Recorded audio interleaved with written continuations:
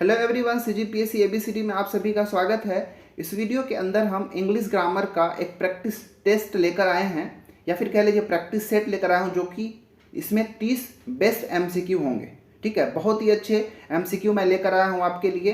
Actually में ये किसी बुक से मैंने उठाया है, जो कि मुझे लगा कि अच्छे प्रश्न हैं तो क्यों ना आपको दिया जाए, जो कि आपका जो सहकारी बैंक भर्ती परीक्षा 29 अक्टूबर को होने वाला है, उसके लिए आपके लिए एक टेस्ट की भांति काम करेगा। साथ ही साथ सीजीव्यापम जितने भी एग्जाम लेती है वहाँ पे मैथ्स बाकी अदर सब्जेक्ट के साथ साथ इंग्लिश के प्रश्न तो पूछे ही जाते हैं, तो क्यों ना ये आप एक टेस्ट की तरह देख लें। साथ ही साथ मैं क्वेश्चन को सॉल्व करते समय ये बताऊंगा, इसका आंसर बताते समय, कि ये सारे टॉपिक्स जो है कहाँ से मिलेंगे, आपको कहाँ से पढ़ना है।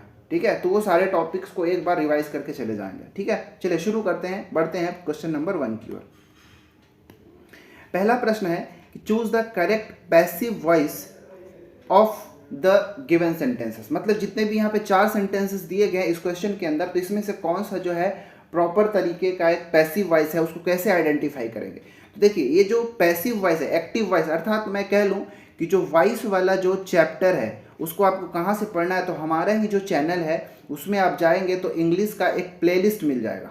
ठीक है, जिसमें मैंने अभी तक वॉइस के 4 वीडियोस अपलोड किया हुआ है, तो आप जाके आप वहाँ से देख सकते हैं कि वॉइस को कैसे कन्वर्जन करते हैं, कि एक्टिव से पैसिव में कैसे कन्वर्ट करते हैं और पैसिव से एक्टिव में कैसे कन्वर्ट करते हैं। अगर ऑलरेडी आप इस वीडियो को देख के नोट्स बनाए हैं तो आप एक बार रिवाइज करके एग्जाम में चले जाइएगा। तो मैंने बताया था कि जो वॉइस पैसिव वॉइस होता है उसमें जनरली बाय का यूज़ किया जाता है। ठीक है, बाय का यूज़ किया जाता है। तो यहाँ पे अगर देखेंगे she is writing a novel, ये पैसिव वॉइस नहीं है, एक्टिव वॉइस के अंतर्गत आएगा। A novel is being written by her, यहाँ पे बाय आपको दिख रहा है, तो हमारा आंसर ऑप्शन नंबर बी ही राइट हो जाएगा। ठीक है, क्लियर है। तो कोई जरूरी नहीं कि हर बार बाय का ही यूज़ हो, कुछ ऐसे भी सेंटेंसेस होते हैं जिसमें बाय का यूज़ नहीं होता है, आप हमारे वीडियोस में जाके देख सकते हैं। तो पैसिव वॉइस वाला मतलब वॉइस वाला चैप्टर का जो वीडियो होगा, मैं आपका उसका लिंक जो है डिस्क्रिप्शन में डाल दूंगा, आप वहाँ से रिवाइज कर सकते हैं। तो इसका आंसर हो जाएगा by. She wrote a novel, ये भी एक्टिव वॉइस का सेंटेंस है, ये भी गलत हो जाएगा। सी विल राइट ए नॉवल, ये भी गलत हो जाएगा। प्रॉपर आंसर बी होगा, क्योंकि आपसे पैसिव वॉइस पूछा है और पैसिव वॉइस को पहचानने का बेस्ट तरीका है कि उसमें बाय लिखा होना चाहिए। नेक्स्ट क्वेश्चन है the novel dash into movie next year. ठीक है, अब इसमें क्या होगा, चूज द करेक्ट वर्ब यहाँ पे पहचानना है कि यहाँ पे कौन सा वर्ब आएगा। Will be adapted, will adapt, adapted या फिर एडेप्टिंग, क्या होना चाहिए यहाँ पे हमको वो बताना है। ठीक है, द नोवेल मतलब कहने का एक मूवी नेक्स्ट ईयर आएगा, जो कि एक पर्टिकुलर जो नॉवेल है उसको उसमें अडेप्ट किया जाएगा, बात ऐसा कुछ है। तो the novel will be adapted into the movie next year, ये वाला हमारा प्रॉपर इसमें यूज किया जाना एक फ्रेज होगा। ठीक है, क्या कि जो ये नॉवेल है, द नॉवेल मतलब ये जो नॉवेल है वो will be adapted next year, मतलब अगले साल इस नॉवेल को अडेप्ट किया जाएगा मूवी के अंदर, इसका मतलब ये हो गया। इसलिए इसका आंसर ऑप्शन नंबर बी हो जाएगा। ठीक है, ए हो जाएगा, will be adapted. Next question है reject, select the correct antonyms. ठीक है, क्या बोलते हैं यहाँ पे एंटोनिम और सिनोनिम का भी मैंने वीडियो जो हमारे चैनल में अवेलेबल है, मैं उसका भी लिंक जो है आपको डिस्क्रिप्शन में डाल दूंगा, आप वहाँ से जाके देख सकते हैं। तो रिजेक्ट करने का मतलब है किसी चीज़ को मना करना, तो उसका अपोजिट या फिर एंटोनिम्स क्या हो जाएगा, एक्सेप्ट करना। ठीक है, रिजेक्ट का एंटोनिम्स क्या हो जाएगा, एक्सेप्ट। नेक्स्ट क्वेश्चन है give the opposite gender for the monk. देखिए, जेंडर का भी मैंने एक वीडियो जो है ऑलरेडी बना के डाला हुआ है, तो आप उसको भी वहाँ से जाके देख सकते हैं, जिसमें बहुत सारे इंपॉर्टेंट ऐसे वर्ड्स हैं जिसका मैंने जेंडर का कन्वर्जन सिखाया है और जो कि बहुत ज़्यादा इंपॉर्टेंट है, एग्जाम में पूछे गए हैं। तो जो जेंडर है यहाँ पे मॉन्क, ठीक है, मॉन्क जो है ये क्या है, मैस्कुलिन जेंडर है, तो इसका जो फेमिनिन जेंडर यानी कि अपोजिट जेंडर बनाएंगे तो हो जाता है नन। ठीक है, ये सब मैंने बताया, प्रीस्ट, फ्रायर, मॉन्की, ये सब का बताया, तो आप जाके वीडियोज में जरूर देख लें। ठीक है, चलिए अगला प्रश्न। अगला प्रश्न है कि I really like watching old shows, dash are some of this best things on TV. ठीक है, मतलब मुझे क्या यहाँ पे इसका मतलब क्या, आई रियली लाइक वॉचिंग मतलब जो पुराने शोज होते हैं उसे वॉच करना मुझे बहुत पसंद है। अब यहाँ पे होना है dash are those of the best thing, मतलब वो सब जो हैं टीवी पर बेस्ट थिंग्स में से हैं। तो यहाँ पे choose the correct demonstrative pronoun हमको बताना है। डेमोन्स्ट्रेटिव प्रोनाउन क्या होता है, जैसे दीज, दोज, दैट, ये सब यहाँ पे चारों के चारों क्या है, डेमोन्स्ट्रेटिव प्रोनाउन के अंतर्गत आते हैं। ठीक है, अब इसमें से हमको पहचानना है कि कौन सा सबसे बेस्ट वाला होगा। देखिए, क्योंकि आपको क्या बोल रहा है कि एक पहली बात तो दोज की बात, शोज की बात कर रहा है। शोज का मतलब मोर देन वन, एक से ज़्यादा शो की बात कर रहा है। तो यहाँ पे दैट जो है ये सिंगुलर के लिए यूज होता है, तो ये तो होगा नहीं। दीज यूज हो सकता है, दिस भी सिंगुलर के लिए हो सकता है। दोज और दीज में से कोई एक होगा। दीज मतलब जो चीज़ हमारे करीब की होती है, पास की चीज़, तो उसके लिए हम जनरली यूज़ करते हैं। और दोज कुछ दूर की बात कर रहा हो उसके लिए यूज़ करते हो। तो यहाँ पे जो proper answer option number A होगा। Those are some of the best things on the TV, मतलब वो सब जो ओल्ड शोज हैं वो टीवी पर अवेलेबल सबसे बेस्ट शो में से हैं, इसीलिए यहाँ पे those proper correct demonstrative pronoun होगा। ठीक है, नेक्स्ट है verb is derived from the Latin word. ठीक है, वर्ब जो होता है एक लैटिन वर्ब से लिया गया है। किससे लिया गया है? तो वर्बम से लिया गया है। वर्बम एक लैटिन वर्ड है, वहीं से वर्ब को डिराइव किया गया है। तो इसका जो आंसर क्या हो जाएगा? ऑप्शन नंबर बी हो जाएगा। क्लियर है इतना? चलिए अब हम आगे नेक्स्ट देखते हैं। अगला है ही लुक्ड पुट द, यहाँ he looked dash put the correct adverb. यहाँ पे करेक्ट एडवर्ब क्या आना चाहिए? ऑफ, अप या फिर इफ। ठीक है, बताना है। तो ही लुक्ड अप, तो ये अप यहाँ पे सही आंसर होगा क्योंकि उसने ऊपर देखा। एडवर्ब की बात कर रहे हैं यहाँ पे, ऑफ एडवर्ब है नहीं, ये एडवर्ब भी है नहीं, ये भी एडवर्ब है नहीं। यहाँ पे एडवर्ब क्या है? अप ही है। ही लुक्ड, लुक्ड मतलब देखना। ठीक है, लुक मतलब क्या हुआ? देखना, या फिर लुक्ड का मतलब हो जाएगा देखा। लेकिन कहाँ देखा? ऊपर देखा। कहाँ देखा? ऊपर देखा। तो ऊपर क्या होगा? एक तरह का एडवर्ब होता है, क्रिया विशेषण होता है, इसलिए यहाँ पे प्रॉपर एडवर्ब क्या हो जाएगा? अप हो जाएगा। क्लियर है? He looked up. ठीक है, 58 प्रश्न है give plural form of the photo. Photo का प्लूरल फॉर्म क्या होगा हमको ये बताना है। तो फोटो का प्लूरल फॉर्म में फोटोज होता है, PHOTOES नहीं होता। ठीक है, क्यों नहीं होता? ऑलरेडी मैं पुराने वीडियोस में समझा चुका हूँ। फोटो में ES जनरली क्या होता है, मैं एग्जांपल की तरह आपको अगर रखूं तो जैसे, ठीक है, जैसे क्या, जैसे आप वीडियो, ठीक है, वीडियो का प्लूरल बनाते हैं तो S हो जाता है, वीडियोस हो जाता है। ES नहीं लगाते, केवल S लगाते हैं। इसी तरह जो फोटो है, फोटो में भी केवल S लगा के प्लूरल बनाया जाता है, ES लगा के नहीं बनाया जाता। इसीलिए ये जो है गलत हो जाएगा। हमारा जो करेक्ट आंसर हो जाएगा ऑप्शन नंबर सी, फोटोज में केवल S लगेगा। ठीक है, याद रखिएगा। अब क्यों? तो मैं यहाँ पे प्लूरल वाला सिंगुलर टू प्लूरल में बनाने के लिए भी एक वीडियो मैं ऑलरेडी अपलोड किया हूँ, और कैसे बनाना होता है, किस प्रकार बनाना होता है, क्यों ES होगा, कब S होगा, ये सब चीज़ मैं बताया हूँ। ठीक है, सिंगुलर टू प्लूरल में। तो उसका वीडियो भी का भी जो लिंक होगा मैं डिस्क्रिप्शन में डाल दूंगा, तो आप उसको भी देख के ही एग्जाम में जाएंगे, आपके लिए बहुत ज़्यादा हेल्पफुल होगा। ठीक है, तो यहाँ पे फोटो का प्लूरल फोटोस होगा, केवल S वाला, ES वाला ये गलत हो जाएगा। क्लियर है? चलिए अगला है identify the plural form which is incorrect. यहाँ पे 4 प्लूरल फॉर्म दिया गया, जिनमें से एक जो है गलत है, बाकी 3 सही है। ठीक है, तो पहली बात बता दूं कि जो प्लूरल टू सिंगुलर, ठीक है, सिंगुलर से प्लूरल बनाना, इसके लिए भी वीडियो जो है हमारे चैनल में अवेलेबल है। ठीक है, तो आप वहाँ से जाके देख सकते हैं कि मैंने अच्छे से सिखाया है कि सिंगुलर से प्लूरल में कैसे कन्वर्ट करना है, या फिर प्लूरल से सिंगुलर में कैसे कन्वर्ट किया जाता है, तो उसे भी आप जाके ज़रूर देख लें। ठीक है, तो इसमें हम बताना है कि कौन सा गलत है। Commanders in chief, mice, son in laws, या फिर मैन, चारों में से गलत कौन सा है? तो मैन तो बिल्कुल सही है। मैन सिंगुलर होता है, इसका प्लूरल मैन हो जाता है। माइस भी बिल्कुल सही है, माउस का प्लूरल जो होता है माइस हो जाता है। कमांडर्स इन चीफ ये भी सही है।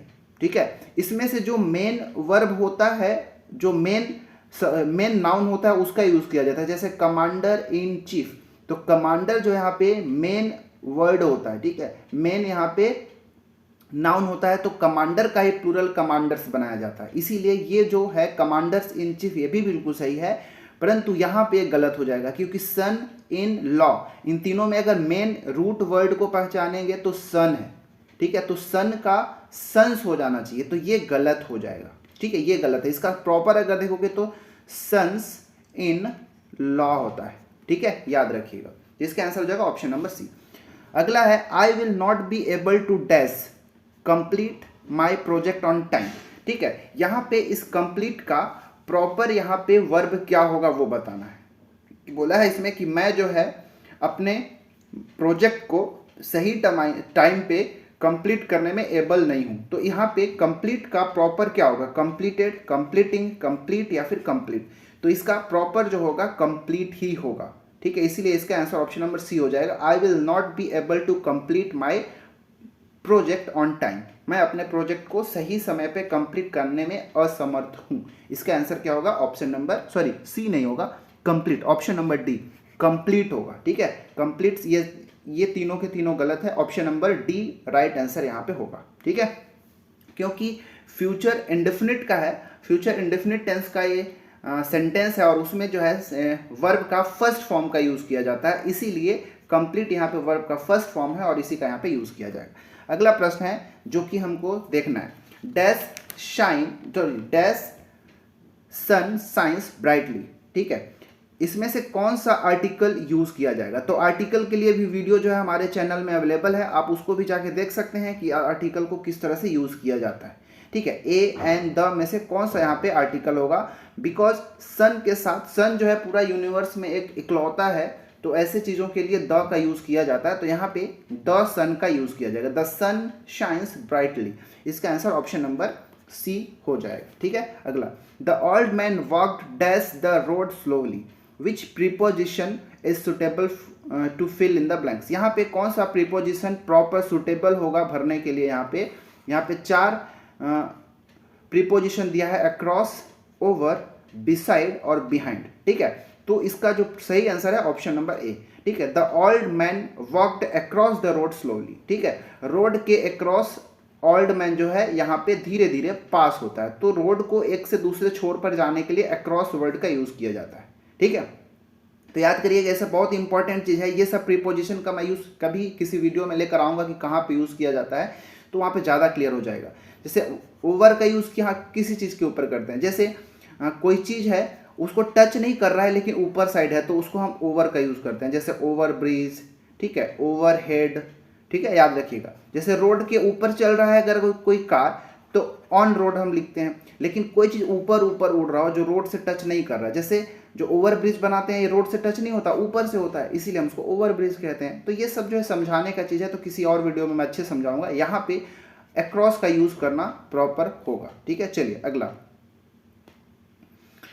अगला है this, that, those, these etcetera are called.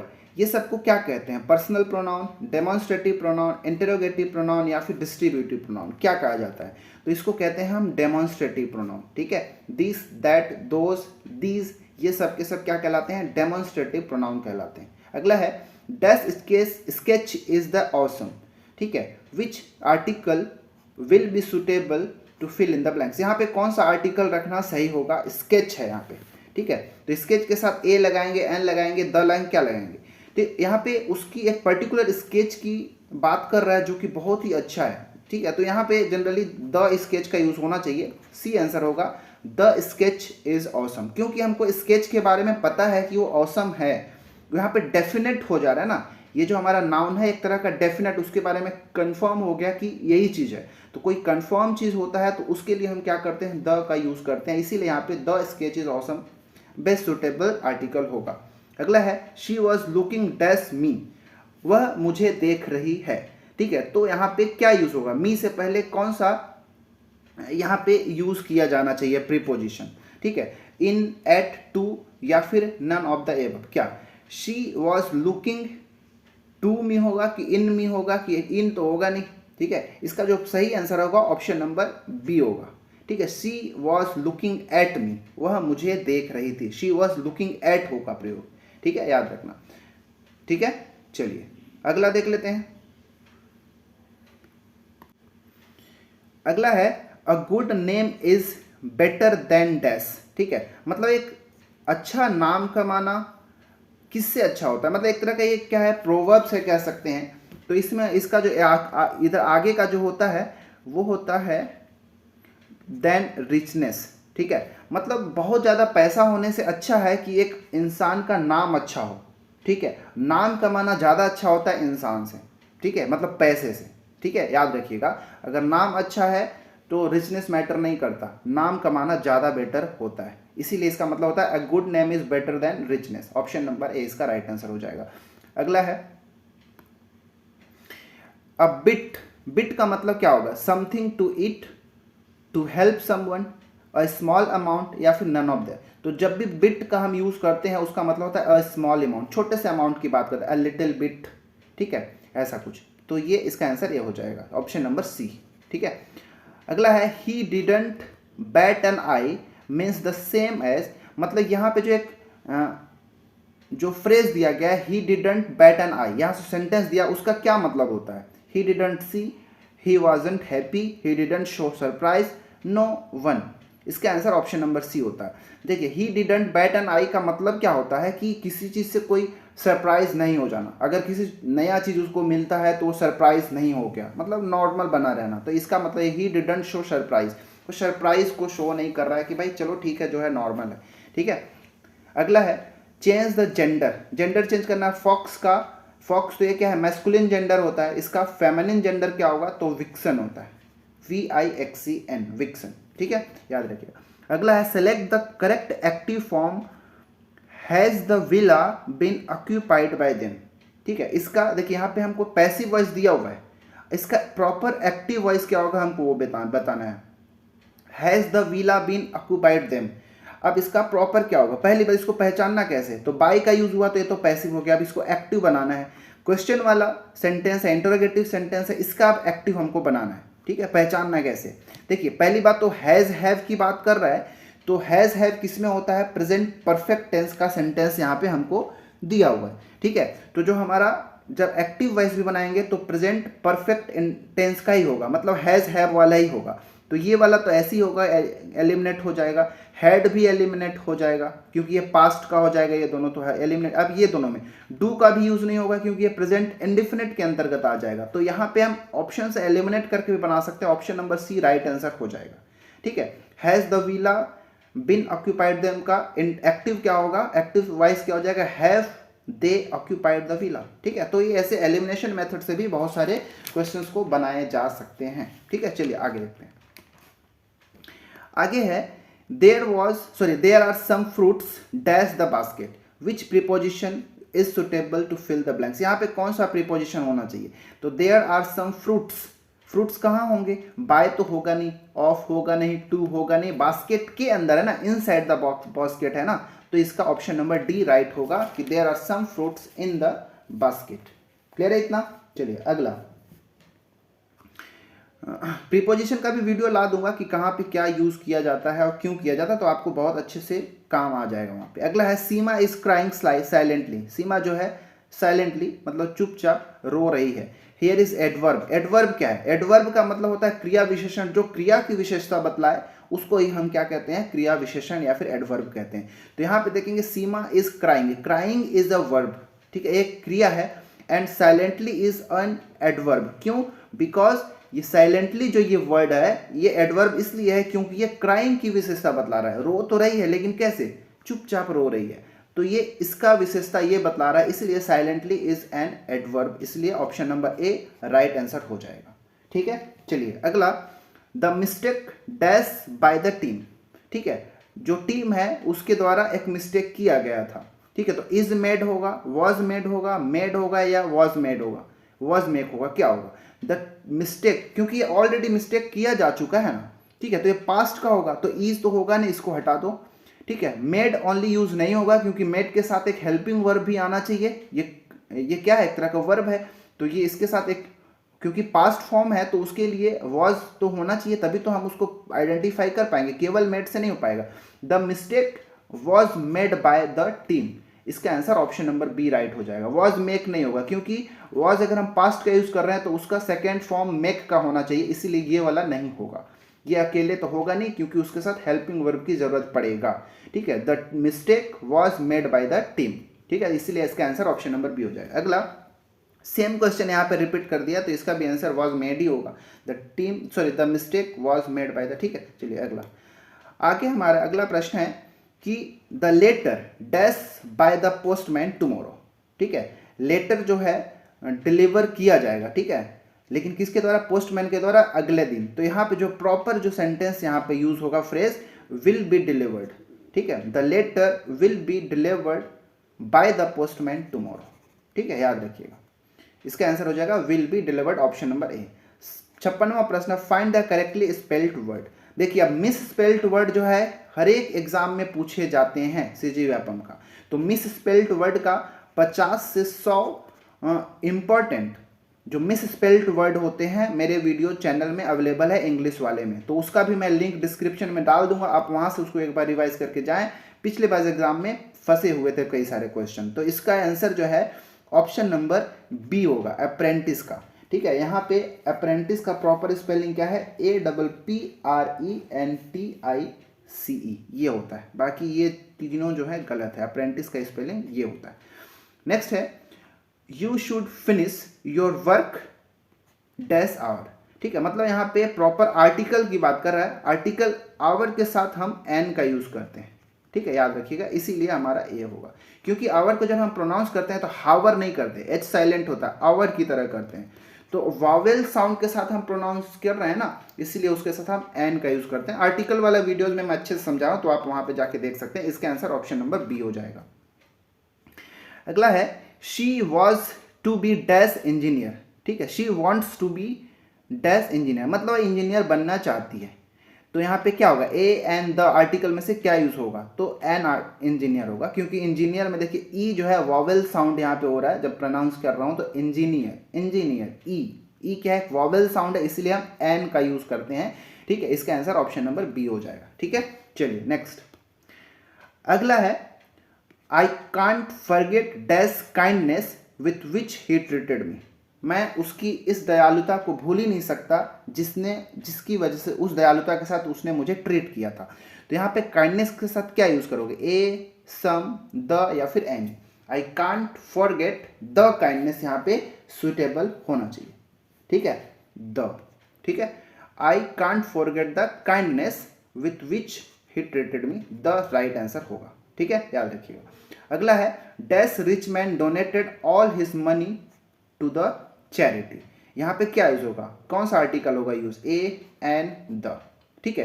देखिए ए एन का अगर आप यहाँ पे यूज करोगे तो केवल एक पर्टिकुलर रिच मैन की बात हो जाएगी, ठीक है ना, जो बहुत सारे, लेकिन यहाँ पे the rich man donated all is, यहाँ पे एक पहली बात तो क्या कि यहाँ पे जो रिच मैन है वो फिक्स है, उसके बारे में कंफर्म है कि उसने अपना सारी जो संपत्ति है वो चैरिटी कर दिया, डोनेट कर दिया किसी चैरिटी को, ठीक है, यहाँ पे फिक्स है, डेफिनेट हो गया, तो डेफिनेट के लिए द तो यूज होता ही है, इसीलिए द ही होगा। और यहाँ पे तो वो जो रिच मैन है जिसने अपना सारा चीज डोनेट कर दिया, एक स्पेसिफिक वर्ड को डोनेट कर रहा है, एक किसी पर्टिकुलर इंसान की बात कर रहा है जिसने अपना सब कुछ, जो विशेष होता है उसके लिए द कहे तो यूज करते ही हैं।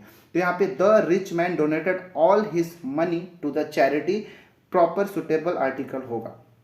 तो इस प्रकार हमने इस वीडियो के अंदर 30 महत्वपूर्ण एमसीक्यू का डिस्कशन किया, और साथ ही साथ मैंने ये भी बताया कि ये सारे वीडियोस जो है, जो भी टॉपिक्स ये सारे क्वेश्चन पूछे गए हैं, हमारे वीडियो जो प्लेलिस्ट है इंग्लिश वाली उसमें आपको देखने को मिलेगा। तो मैं रिक्वेस्ट करूंगा कि एग्जाम में जाने से पहले जितना भी मैं वीडियो ये आप देख के गए, जितना भी वीडियोस का मैं लिंक जो है डिस्क्रिप्शन में डालूंगा, तो प्लीज़ आप सोते उठते बैठते कभी भी अगर आप फ्री होते हैं तो एक बार उसको दुगना स्पीड में करके एक बार जरूर जाएं। मुझे ऐसा लगता है कि बहुत ही हेल्पफुल आपके लिए साबित होगा, ठीक है। तो डिस्क्रिप्शन में जाके वो सारे वीडियोस का लिंक आप देख लेंगे, वहाँ से आपको काम मिल जाएगा, आपका मदद हो जाएगा, ठीक है। और अपने पढ़ाई को थोड़ा सा अच्छे से जारी रखिए, 2-4 दिन अभी समय बच गया तो अच्छे से रिवीजन करिए, टाइम बर्बाद नहीं करिएगा, ठीक है। चलिए मिलते हैं अगले किसी और वीडियो में। इस वीडियो में इतना ही बस। वीडियो अगर अच्छा लगता है तो लाइक करें, सब्सक्राइब करें, दोस्तों के साथ शेयर कर लें और बेल आइकन को भी जरूर क्लिक कर लें। मिलते हैं अगले वीडियो में। इस वीडियो में इतना ही, तब तक के लिए धन्यवाद।